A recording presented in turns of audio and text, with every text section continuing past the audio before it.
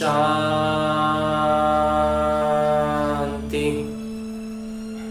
ओम शांति बाबा। बाबा ओम शांति। ओम शांति बाबा। आज 9 सितंबर 2023 की मुरली है। बाबा कह रहे, मीठे बच्चे, ज्ञान को अग्नि नहीं कहा जाता, योग अग्नि है। योग में रहने से ही तुम्हारे पाप भस्म होंगे, तुम स्वच्छ गोरा बन जाएंगे, आत्मा की सारी अशुद्धियां निकल जाएंगी योग में रहने से। योग शुरुआत होगा कैसे? ज्ञान से। तो ज्ञान अग्नि नहीं है, योग अग्नि है। और आगे मेरे बाबा प्रश्न पूछ रहे हैं कि किन बच्चों की बुद्धि रूपी तरकस में ज्ञान बाण सदा भरे रहते हैं? उत्तर बतलाते हैं बाबा, जो रोज पढ़ाई अच्छी रीति पढ़ते हैं और पढ़ाते हैं, उनकी बुद्धि रूपी तरकस में ज्ञान बाण भरे रहते हैं। जो बाण जिसमें रखते हैं ना, ऐसे निकाले फट से चलाएं, तो वो वाला उसको तरकस बोलते हैं। उस तरकस में बाण हमेशा भरे रहेंगे, वो खाली नहीं रहेगा। वही माता पिता के समान कांटों को कली और कलियों को फूल बनाने की सेवा कर सकते हैं। जो अच्छी तरह पढ़ते और पढ़ाते हैं, वही ऊंच पद पाते हैं। पढ़ना भी अच्छे से है, पढ़ाना भी अच्छे से है। गीत है, कौन आया मेरे मन के द्वारे। ओम शांति। बच्चों को ओम शांति का अर्थ तो समझाया हुआ है। ओम मतलब अहम आत्मा। अहम आत्मा कहती है, मेरा स्वधर्म शांत है और मैं शांति देश में रहने वाली हूँ। यहाँ ये अंगों अंग मिलते हैं तो टॉकी बनता हूँ, तब बोलने लगता हूँ, तो शरीर के हिसाब से सब चीज चलने लगता है। इनका यानी शरीर का आधार ले हम आत्मा कर्म करती है। कर्म तो कर्म इंद्रियों से ही करेंगे ना। तो आत्मा कहती है कि ये कौन है, कहां से आए हैं। उनको हम याद करते हैं, फिर घड़ी घड़ी भूल जाते हैं, क्योंकि इस पिता की याद में कभी बैठे ही नहीं, कभी इस पिता के बारे में जाना ही नहीं। सब टूटी फूटी ज्ञान इधर उधर से मिलती थी, कभी सही तरीके से बाबा को जाना ही नहीं, उनको याद किया ही नहीं। और सत्संगों में तो सामने सन्यासी विद्वान आदि बैठे होते हैं, वो वेद उपनिषद रामायण आदि ही सुनाएंगे। आत्मा की बुद्धि में शास्त्र ही याद रहते हैं, गुरु को देखने लग जाते हैं। यहाँ तो तुम जानते हो कि परमपिता परमात्मा आते हैं, है वो भी आत्मा, परंतु वो सर्वोच्च आत्मा है जो आकर इनमें प्रवेश करते हैं, ब्रह्मा भाव में प्रवेश करके फिर ज्ञान देते हैं। तुम जानते हो परमपिता परमात्मा इनमें बैठ हमको सहज राजयोग सिखलाते हैं। तुम्हारी बुद्धि शास्त्रों की तरफ व देह की तरफ नहीं जाती।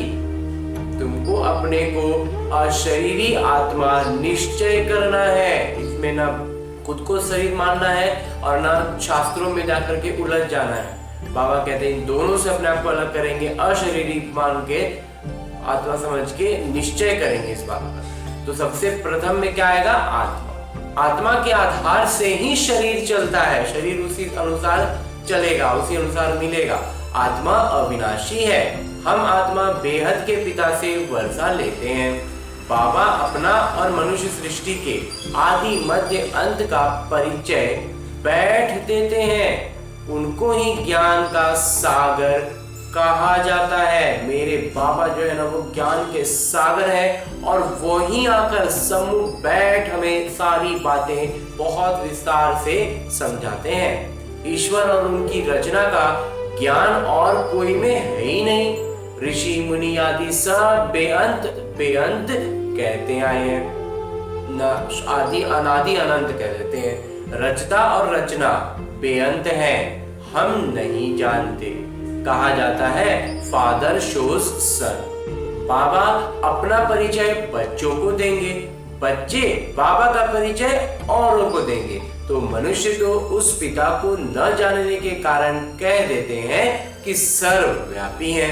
अब तुम बच्चों की दिल में बाबा की याद आई है, ऐसे नहीं कि तुम्हारे में बाबा ने प्रवेश किया है, नहीं, बाबा की पहचान मिली है। हाँ जी बाबा, अब बाबा कहते हैं मुझे याद करो, ऐसे नहीं कहते हैं कि मैं सर्वव्यापी हूँ, नहीं, मुझे याद करो तो योग अग्नि से तुम्हारे विकर्म विनाश होंगे। बाबा तो सर्वशक्तिवान है ना, उनसे हम जुड़ जाएंगे तो हमारे विकर्म भी सारे भस्म हो जाएंगे। तो उनको याद करने से विकर्म विनाश होते हैं। ज्ञान को अग्नि नहीं कहेंगे, योग को अग्नि कहा जाता है जिससे पाप भस्म होते हैं। और कोई की याद से पाप भस्म नहीं हो सकते, और किसी को याद करने से हमारे पाप तो भस्म होने से रहे नहीं होने वाला। तो ये खेल सारा भारत पर बना हुआ है। भारत हीरे जैसा था, अंत में फिर भारत कौड़ी जैसा बनता है। भारत में हीरे जवाहरातों के महल बनते हैं। सोमनाथ के मंदिर में कितनी मिल्कियत थी। भारत जैसा सर्वोच्च धर्म वाले कोई बन नहीं सकते। जितना सर्वोच्च यहाँ की सोच विचारधारा धर्म था उतना कोई हो ही नहीं सकता है। भारतवासी महान सुखी थे, महान भी और सुखी भी। तो तुम बच्चों को अब याद आई है 5000 वर्ष की बात, अथवा क्राइस्ट से 3000 वर्ष पहले तुम भारतवासी कितने साहूकार थे, अब बिल्कुल भ्रष्ट हैं। सरकार प्रजा से कर्जा लेती रहती है। ये बेहद के बाबा बैठ समझाते हैं कि अभी का सरकार भी क्या है, कर्जा ले लेके हर काम कर रहा है। तुम श्री श्री शिव बाबा की मत पर चलने से स्वर्ग की श्रेष्ठ देवी देवता बनेंगे। यहाँ तुम आए हो मनुष्य से देवता बनने। एक ओंकार सत्यनाम कर्ता पुरुष, ये महिमा सारी उस एक ही है। उनको कभी काल नहीं खा सकता, वो काल कहाँ खाएगा। वही मनुष्य से देवता बनाते हैं, मूत पलीती कपड़े धोते हैं। तुम आत्माओं का योग और ज्ञान से सफेद गोरा बनाते हैं। आत्मा के सारे दाग धब्बे सब समाप्त, जितना भी छाया पड़ा हुआ है सब हट जाएगा। तुमको लक्ष्य मिलता है कि शिव बाबा को याद करो, इससे तुम गोरे बन जाते हो। प्रकाश में आते हैं तो सारी छांव हट जाती है, गोरे हो जाते हैं। आत्मा और शरीर दोनों सुंदर बन जाएंगे। असल में तुम्हारा नाम श्याम सुंदर है। सतयुग में शरीर और आत्मा दोनों सुंदर हैं, कलयुग में श्याम बनते हो। सुंदर से श्याम, फिर श्याम से सुंदर बनते हो। ये सृष्टि चक्र चल रहा है। तुम जानते हो ये कोई गुरु गोसाई नहीं है, ये तो परम धाम में रहने वाले परम प्रिय बाबा है।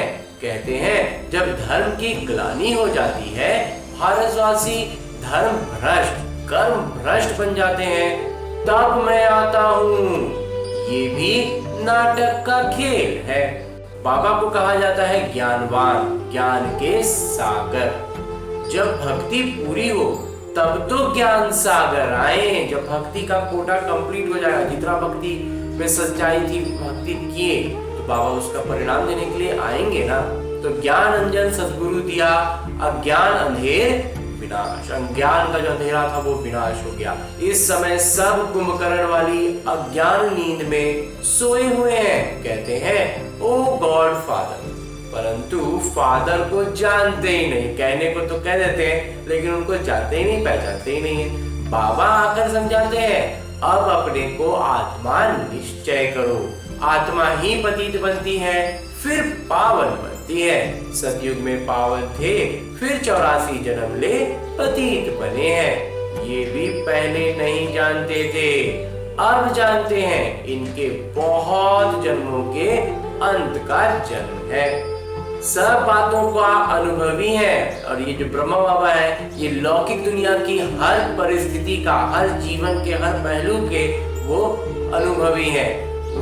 बचपन में गरीबी की, अमीरी की, परिवार की, हर तरह का अनुभव ब्रह्मा बाबा के पास था। तो लौकिक अनुभव उनके पास भी था, तो जरूर अनुभवी तन चाहिए ना। तो परम पिता परमात्मा आएंगे तो अनुभवी तन में आएंगे ना। तो गुरु आदि किए हुए हैं, श्री कृष्ण को थोड़े ही गुरु गोसाई करने पड़ते हैं।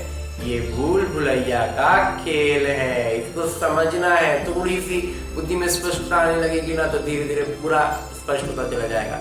अपनी कल्पनाएं बैठ बनाई है, तुम ब्राह्मण कुलभूषण ऊंचे हो, तुम हो ईश्वरीय संतान। यहाँ तुम यज्ञ की सच्ची सच्ची सेवा करते हो।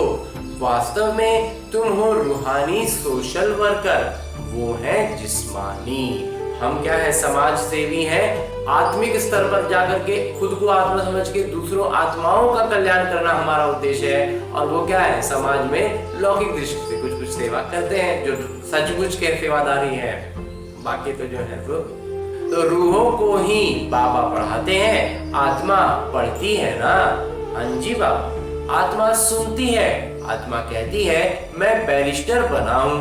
अभी आत्मा कहती है हम सो नर से नारायण बन रहे हैं। बाबा बनाते हैं, मेरे बाबा बनाते हैं। तो वो बेहद के बाबा सबके बाबा हैं, सबके पिता हैं। वो हमको राजयोग सिखलाते हैं। वो है निराकार। ब्रह्मा विष्णु शंकर को भगवान नहीं कहेंगे, वो तो देवताएं हैं। ब्रह्मा देवताय नमः कहा जाता है ना। तो ये साकार जब सूक्ष्म तनवासी अव्यक्त बनते हैं, तब फिर इन्हें देवता कहेंगे। जब ये अव्यक्त हो जाते हैं तब ये देवता कहलाते हैं। तो ये सब समझने और समझाने की बातें हैं। दिन प्रतिदिन गुह्य सुनाते हैं, तो ये भी सुनाना चाहिए। जो बाबा हर दिन कुछ ना कुछ गुह्य बातें भी अंदर बहुत स्पष्ट करके समझाते हैं। जिनकी बुद्धि में स्पष्टता आती जा रही है, वो अच्छे से समझ पा रहे हैं। अगर कहते हैं फुर्सत नहीं, सुनेंगे नहीं, तो नए नए ज्ञान बाण बुद्धि रूपी तर्कस में कैसे भरेंगे? फिर उनकी तर्कस जो है वो खाली रह जाएगी। तो जो अच्छी रीति पढ़कर पढ़ाते हैं वही उच्च पद पाएंगे। बाबा मम्मा भी पढ़कर और पढ़ाते हैं ना। मम्मा बाबा भी क्या करते हैं, पहले खुद पढ़ते हैं फिर पढ़ाते हैं। तो जो कांटों को कलियां और फूल बनाते रहेंगे वही उच्च पद पाएंगे। खुद ज्ञान का बाबा से ज्ञान लिए, फिर उसका मंथन करेंगे और उसको फिर दूसरों में बांटेंगे। तो ये ज्ञान मंथन का जो माखन है ये भरा रहेगा।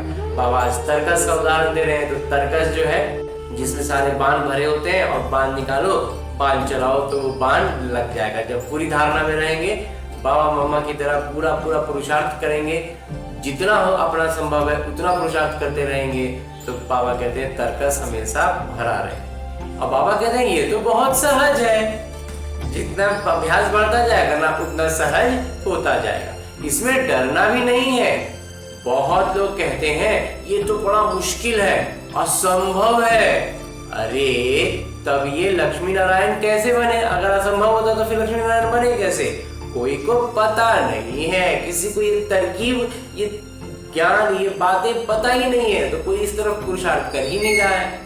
तो बाबा कहते हैं मैंने इनमें प्रवेश किया है, इसने पूरे 84 जन्म लिए हैं, ये नहीं जानते हैं, मैं बताता हूँ। ये ब्रह्मा बाबा नहीं ये बातें कह रहे हैं, ये परमपिता परमात्मा कह रहे हैं कि तुम श्री कृष्णपुरी के मालिक थे। अभी वो पास्ट हो गया है, तो जैसे स्वप्न हो गया। अब ये चूंकि ये बीती हुई घटना हो गई है, तो लग रहा है कि जैसे कोई सपने की बात हो रही है। जिसने जो किरदार की वो सब पास्ट हो गया, सब बीत गया है। तुम ब्रह्मांड मूल वतन सूक्ष्म वतन को, ब्रह्मा विष्णु शंकर की बायोग्राफी को जानते हो। शिव बाबा लक्ष्मी नारायण आदि सब की बायोग्राफी को जानते हैं। तुम्हारी बुद्धि में सारा ज्ञान है, और वो सारा ज्ञान बाबा हमें दे रहे हैं, तो हमारी बुद्धि में वो सारा ज्ञान अभी है। तो ब्राह्मण वर्ण है सबसे ऊंचा, क्योंकि अभी सारा ज्ञान जो बाबा के पास जितना ज्ञान है वो सारा ज्ञान अभी इस अवस्था में ही बाबा में देते हैं। तो इसलिए अभी का बाबा कहते हैं सबसे ऊंची स्थिति है, ब्राह्मण वर्ण सबसे ऊंचा है। चोटी ब्राह्मणों की निशानी है, ब्राह्मणों से ऊपर है शिव बाबा। ब्राह्मण, देवता, क्षत्रिय, वैश्य, शूद्र, तुम ये चक्र लगाते हो। सृष्टि का चक्र ऐसा है कि इसमें हम भी ये चक्र लगाते हैं। हम सो हम, ये तुम्हारे से ही लगता है। हम सो शूद्र थे और फिर हम सो ब्राह्मण बने हैं, फिर हम सो देवता बनेंगे।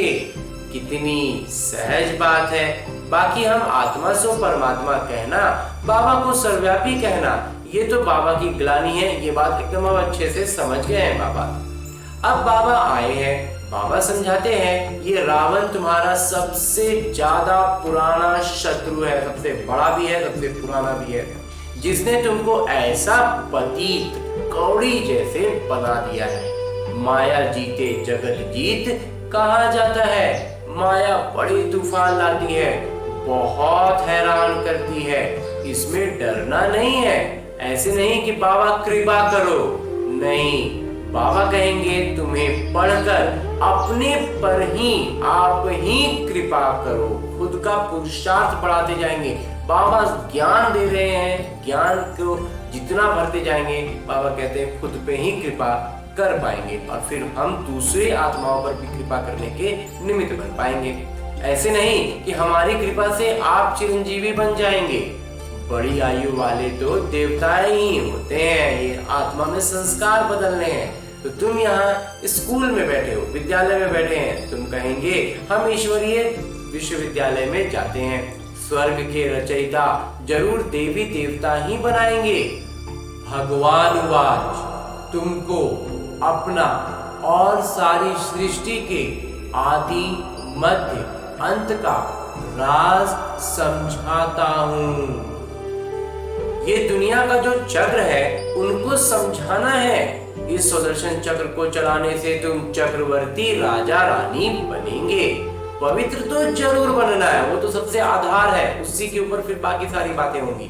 तो बाबा से प्रतिज्ञा करनी है, नहीं तो काल के मुंह में चले जाएंगे, फिर इतना उच्च पद पा नहीं सकेंगे। काम चिता से काले बन पड़ेंगे। ज्ञान चिता पर बैठने से तुम गोरे बनते हो। बच्चों को गोरा बनाना ये बाबा का ही काम है, इसके लिए जरूर संगम पर ही आना पड़े। ये है सबसे उत्तम युग, जब आत्मा और परमात्मा का मेला लगता है। निराकार बाबा ने इस शरीर का आधार लिया है, क्योंकि उनको अपना शरीर तो है नहीं। ये ज्ञान चक्षु सिवाय उस एक ज्ञानेश्वर के और कोई खोल ना सके, और कोई ये ज्ञान चक्षु देंगे ही नहीं, खुलेगा ही नहीं। पावन आत्माएं जो भी आती हैं वो फिर पतित बन पड़ती हैं। सतो रजो तमो में तो सबको आना ही है। इस समय सब पतित हैं और सभी यहाँ ही हैं, वापस कोई भी नहीं गए हैं। अभी तुम बच्चे विश्व के मालिक बन रहे हो। शिव बाबा कहते हैं मैं तो निष्कामी हूँ, तुमको विश्व का मालिक बनाता हूँ, मुझे फल की कोई इच्छा नहीं है। तो निष्कामी हुआ ना। हाँ जी बाबा, आप तो निष्कामी हैं ही, हमें भी निष्कामी बनने की ज्ञान दे रहे हैं। बाबा ने समझाया है यहाँ अपने को आत्मा समझ अशरीरी होकर बैठो। अभी हम वापस जाते हैं, फिर स्वर्ग में राज्य करने के लिए आएंगे। ये शरीर छोड़ अशरीरी बनकर आना है। शरीर पुराना हुआ है, अब फिर हम वापस घर जाते हैं। कल्प कल्प हम राज्य लेते हैं, फिर गंवाते हैं। बाबा तो सुख दुख नहीं देते हैं, वो है ही सदैव सुखदाता। वो सिर्फ सुख देते हैं, वो हमें ऐसी ज्ञान दे देते हैं कि हम सुख में आ जाते हैं, लेकिन दुख देने का काम बाबा का नहीं है। बाबा ने समझाया है ये विनाश ज्वाला इस रुद्र ज्ञान यज्ञ से प्रज्वलित हुई है। बच्चों ने साक्षात्कार भी किया है। जिस चीज का साक्षात्कार किया है वो फिर इन आंखों से भी देखेंगे। जो दिव्य दृष्टि से देखा है वो फिर प्रैक्टिकल में, वास्तविकता में तुम जाकर स्वर्ग में विराजमान होंगे। तो जब विनाश का सीन देखेंगे तो फिर स्वर्ग का विराजमान होने वाला भी समय आएगा। अभी तुम श्री कृष्णपुरी में जाने के लिए पुरुषार्थ कर रहे हो। भगवान आते हैं भक्तों का कल्याण करने, गति सद्गति करने। तो तुम भगवान द्वारा स्वर्ग का वर्षा ले रहे हो। ज्ञान और भक्ति दो बातें, एक है ज्ञान, एक है भक्ति। अच्छा, मीठे मीठे सिकी लगे बच्चों प्रति माता पिता बाबा का याद प्यार और आशीर्वाद। रूहानी बाबा की रूहानी बच्चों को नमस्ते। हम रूहानी बच्चों की ओर से रूहानी बाबा को याद प्यार और प्रणाम।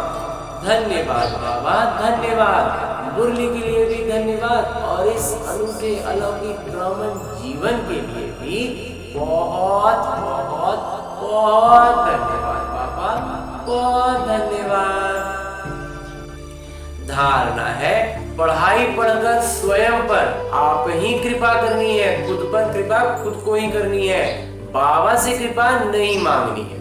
श्री श्री की श्रीमत पर चलते रहना है, श्रीमत को नहीं छोड़ना है। स्वदर्शन चक्रधारी बन माया जीत जगत जीत बनना है। माया से डरना व घबराना नहीं है, अशरीरी होने का अभ्यास करना है। और आगे मेरे बाबा वरदान दे रहे हैं। वरदान देते हुए मेरे बाबा कहते हैं, एक ही समय मन वाणी और कर्म द्वारा साथ साथ सेवा करने वाले सफलता संपन्न भव। जब भी किसी स्थान की सेवा शुरू करते हो तो एक ही समय पर सर्व प्रकार की सेवा करो। मनसा में शुभ भावना, वाणी में बाबा से संबंध जुड़वाने की शुभ कामना और श्रेष्ठ बोल और संबंध संपर्क में आने से स्नेह और शांति के स्वरूप से आकर्षित करो। हमारा व्यक्तित्व ऐसा हो कि हमारा शांति और प्रेम जो है ना हमसे झलकता रहे। हमारी वाणी से बाबा की तरह मीठी मीठी बातें निकले, उसमें कामना हो कि जो दूसरी आत्मा को हम बातें कर रहे हैं वो उसके पूरी तरह से बाबा को ज्ञान को समझ पाए और मन में भावना बिल्कुल अच्छी हो। तो मनसा वाचा कर्मणा एक साथ सब सारी सेवाएं बाबा कहते हैं करनी है। ऐसा सर्व प्रकार की सेवा साथ साथ करने से सफलता संपन्न बनेंगे। जब सारी तरह की पुरुषार्थ, सारा तरह का सेवा एक साथ करने का अभ्यास करेंगे तो बाबा कहते हैं कि सफलता संपन्न बनेंगे। सेवा के हर कदम में सफलता समाई हुई है। इसी निश्चय के आधार पर सेवा करते चलो। जब सेवा में पूरा निष्ठा रहेगा ना तो बाबा कहते हैं उसमें सफलता समाई हुई रहेगी। इससे फिर सब चिंता और इसके बारे में कुछ सोचना नहीं है, सिर्फ अपनी सेवा का पुरुषार्थ और अभ्यास अच्छा करना। और अंत में स्लोगन है, मुरली का उपदेश है कि शुभ संकल्पों को अपने जीवन का अमूल्य खजाना बना लो तो वही संकल्प उठेंगे जिसमें अपना और दूसरों का कल्याण समाया हुआ है। हमेशा अपने मन बुद्धि में सिर्फ शुभ संकल्प इतना भरना है कि फिर कोई भी परिस्थिति भी आएगी ना, कोई भी उल्टी परिस्थिति भी आए, लेकिन भावना हमेशा अच्छी ही निकलेगी, संकल्प हमेशा अच्छे वाले ही आएंगे। और आज की मुरली के बाद मेरे बाबा अव्यक्त इशारे दे रहे हैं कि आप और बाप यानी मैं और मेरे बाबा इस सम्मिलित रूप का अनुभव करते सदा शुभ भावना, श्रेष्ठ कामना, श्रेष्ठ वाणी, श्रेष्ठ दृष्टि, श्रेष्ठ कर्म द्वारा विश्व कल्याणकारी स्वरूप का अनुभव करो तो क्षण में सर्व समस्याओं का समाधान कर सकेंगे। सदा एक स्लोगन याद रखना, न समस्या बनेंगे और न समस्या को देख डगमग होंगे, ना हम खुद समस्या बन जाएंगे और ना ही किसी भी समस्या को देख करके हम डगमग होंगे। स्वयं भी समाधान स्वरूप रहेंगे और दूसरों को भी समाधान देंगे। ये स्मृति सफलता स्वरूप बना देगी। अगर स्थिति हमारी ऐसी अभ्यास करते करते बनती जाएगी तो हम बाबा कहते हैं सफलता स्वरूप होंगे, दूसरों को भी समाधान दे पाएंगे। खुद ही समस्याओं में उलझे रहेंगे तो दूसरों का समाधान कैसे देंगे? अच्छा, ओम शांति बाबा, ओम शांति।